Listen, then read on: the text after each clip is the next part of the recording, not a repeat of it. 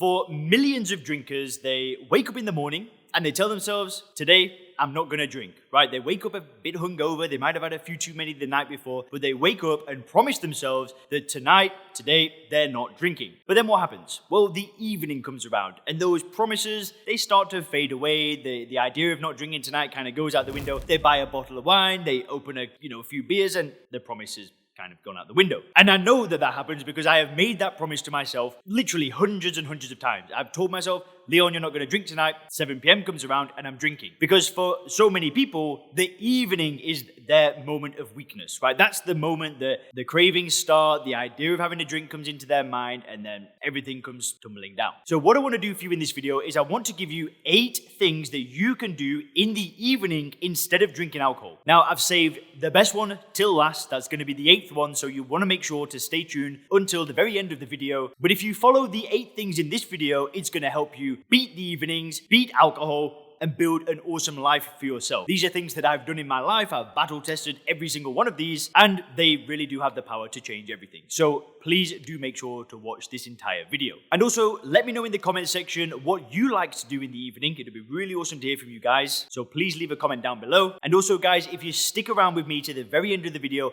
I'll be explaining how you'll be able to work directly with me in the Sober Killer program. So please make sure to stick around until then. So the first thing that you can do in the evening is plan your next day. To me, this is one of the most important habits that you can have. It is literally going to make you more productive, going to make you happier, going to make sure that you get more things done, going to make you feel in control of your life, and it is probably the most powerful habit that I think that anybody can have. And it's literally getting a pen and paper, 9 p.m. at night, and writing down what you're going to do the next day. Now, what I personally like to do is I like to put down the time, and I'll try and get as granular as possible. So I like to plan out the morning. So I'll plan the wake time. I'll plan what time I'm out of the shower. I'll plan what time I'm meditating. I'll plan what time I'm having breakfast. I'll plan what time I open my laptop. I like to have a very solid plan so the morning starts a win. And I'll write it down, 6:45, wake up.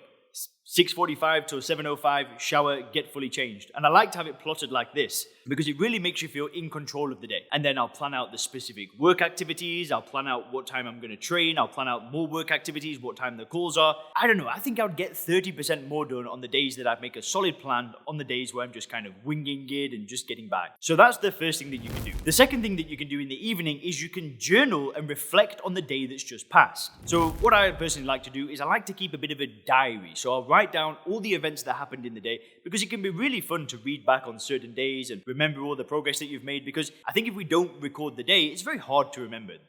There have been periods of my life where I don't journal at all, and it's really hard to remember what I did 4 or 5 days ago. So what I like to do first is create a bit of a diary. The second thing I like to do is reflect on what went well that day. So I try to remember a few wins, a few things that I did. It might have been, making some YouTube videos, training. Like today it was Muay Thai. That was a win. I did some Muay Thai training. It was like the 2nd class I've ever done. And I did some weightlifting. And then I might call my grandma later on. So they're like some things that went really well. And then what I also like to do is I like to write, how could have this day been improved? So I like to think of things that could be improved the next day. So, maybe, for example, I drank like 1 too many coffees, or, I might not have meditated for long enough. I don't know. It could be anything like this. So I like to think of ways the day can be improved. And this can be a really helpful practice to really get your thoughts down on paper, and it just makes life a lot better. Now, the third thing that you can do is just do something relaxing. And I'm not talking about the relaxation that we think that we get from alcohol. I'm talking about something genuinely relaxing. So that could be, taking a hot bath,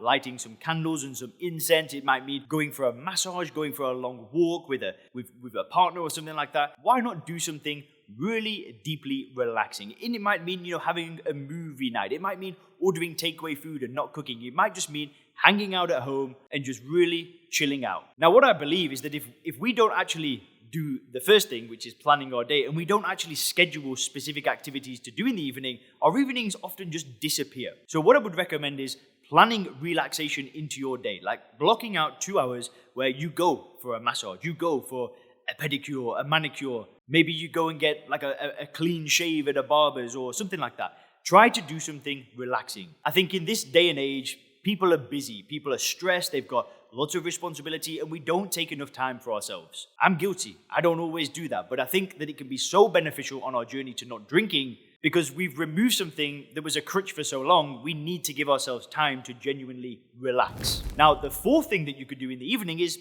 develop some new skills. Have a think. What skills have you always wanted to improve or develop? A lot of people have always wanted to learn how to shoot a camera in manual. Some people might be interested in arts and craft. They might be interested in learning a martial art. They might be interested in doing something like public speaking, joining Toastmasters. That's something that I used to do in the evenings when I wasn't drinking back in Oxford. But using your evenings to develop new skills not only gives you something to do, but it improves your life exponentially. So that's another thing. The fifth thing is that you could just go and catch up with a friend. Now, obviously, I know that a lot of people have been doing Zoom meetings and like FaceTiming people because we've obviously not been meeting each other face to face as regularly as we want to. But it seems to be that things are changing for the better and people are starting to meet up again. They're going out to restaurants and meeting friends and coffee shops and things like that. And people seem to be a lot less afraid.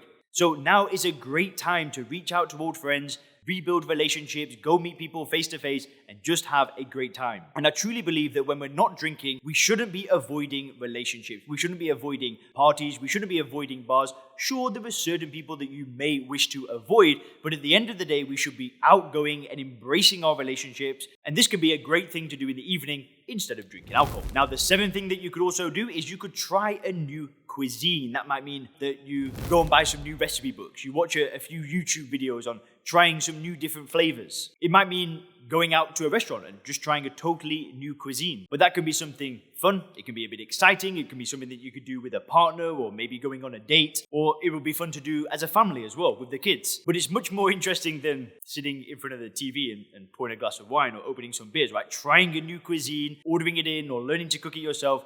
That can be so much fun. The seventh thing that you can do is embark on a new hobby. You could be using your evenings to, say, play a bit of golf or learn how to play the guitar or doing my favorite hobby, which is CrossFit. So there are many hobbies out there, but that is a great thing to do in the evenings instead. And like I said, I've saved the best till last. The eighth thing that you could do in the evenings is potentially start a side business. Now, if you're not an entrepreneur, you don't have a business, you could start a side business, right? You could start selling things on the internet, start a little eBay thing, start your own YouTube channel. There are many things that you can do in the evenings instead of drinking alcohol. And I think starting a side business can be a lot of fun. You make more money, you learn some skills, and who knows, maybe that side business one day becomes a proper business for you, where you can leave your job and do that thing. And these are all things that I've done in my life that have helped me immensely. I used to spend my evenings working on SoberClear, working on this YouTube channel. I didn't know it would one day be my full-time thing, but lo and behold, it has become that. And if you actually want my personal help stopping drinking and you want to join the SoberClear program, where we firstly reframe the way you view alcohol, and then you get coaching and join a community of others that are doing this, please click the link in the description and you can book a call with me and we can see if this program could be a good match for you. Now, I typically work with business owners and professionals just because the program's a very logical approach. But what we'll basically do on that call is I'll break down how the program works, how the accountability works, how the course works. And if it's a good fit, then I'll make you an offer and then we can get started working together. So please click the link in the description if you want to get one of those calls. First come, first served. Hope this video was helpful. Have a great day.